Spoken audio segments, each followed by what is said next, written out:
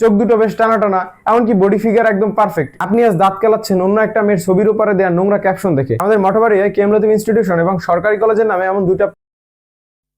আসসালামু আলাইকুম এভরিওয়ান, কেমন আছেন সবাই? আমি Hasan Jamil, welcome back again. আজকে আমি একটা সংবেদনশীল এবং জরুরি বিষয় নিয়ে কথা বলতে যাচ্ছি। সেটা হচ্ছে বিভিন্ন স্কুল, কলেজ এবং বিশ্ববিদ্যালয়ের নামে খোলা কিছু ক্রাশ এবং কনফিউশন গ্রুপ সম্পর্কে।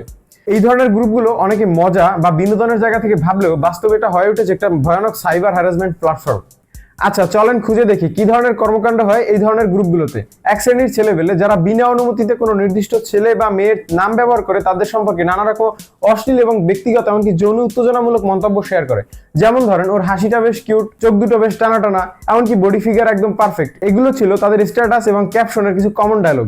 এমনকি আরো বাজে এবং আরো আপত্তিকর ভাষায় তাদের চরিত্র হনন করা হয়ে থাকে। এখানে শুধু মেয়েরাই নয়, ছেলেরাও হ্যারাসমেন্টের শিকার হচ্ছে। এখন প্রশ্ন হচ্ছে, কেউ নিজের সম্মতি ছাড়া তার ছবি, নাম এবং ব্যক্তিগত তথ্য শেয়ার করার অধিকার কে কাকে দিয়েছে?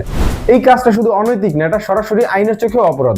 ডিজিটাল নিরাপত্তা আইন অনুযায়ী এমন মানহানিকর এবং হ্যারাসমেন্টমূলক পোস্টের জন্য 3 বছরের কারাদণ্ড এবং 5 লক্ষ টাকা পর্যন্ত জরিমানা হতে পারে। আমাদের মঠবাড়িয়ায় কেএম লতিফ ইনস্টিটিউশন এবং সরকারি কলেজের নামে এমন দুইটা পেজ খোলা হয়েছিল। কারা করেছে জানি না, তবে ওদের ফেসবুক পোস্টের মাধ্যমে জানানো হয়েছে এগুলো খুব দ্রুত বন্ধ করার জন্য।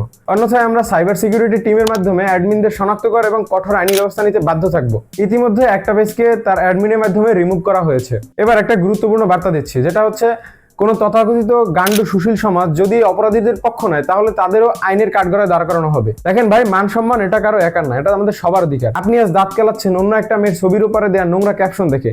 কাল যখন আপনার বোন, স্ত্রী কিংবা কন্যার ছবি নিয়ে একই ধরনের কাজ করবে, তখন আপনি বুঝবেন যে আপনার চুপ থাকা ছিল আপনার জীবনের সবচেয়ে বড় ভুল। তাই একটা অনুরোধ ভাই, এই ভিডিওটা শেয়ার করে সবাইকে সচেতন করে তুলুন। আসুন সম্মান, মূল্যবোধ রক্ষায় সবাই একত্রে প্রতিবাদ গড়ে তুলি। দায়িত্বটা আমাদের সবার। সতর্ক থাকুন, সচেতন হন এবং সোশ্যাল মিডিয়াকে নোংরামি প্ল্যাটফর্ম হতে দিয়েন না। শেষ কথা হচ্ছে, পছন্দ আপনার থাকতেই পারে, কনফিউশন আপনি করতেই পারেন, কিন্তু সেটা যদি হয় ইজ্জত নষ্ট করার হাতিয়ার, তাহলে সেটার ভালোবাসা থাকে না, সেটা হয় এক ধরনের অপরাধ। তো আজকের মতো এই পর্যন্ত। সবাই ভালো থাকবেন, সুস্থ থাকবেন। See you in the next episode. Stay connected, stay responsible. আর ভিডিওটি ভালো লেগে থাকলে অবশ্যই লাইক, কমেন্ট এবং শেয়ার দিয়ে অন্যদের দেখার সুযোগ করে দিবেন, যাতে তাদের বিবেক এবং মূল্যবোধ জাগ্রত হয়। আল্লাহ হাফেজ।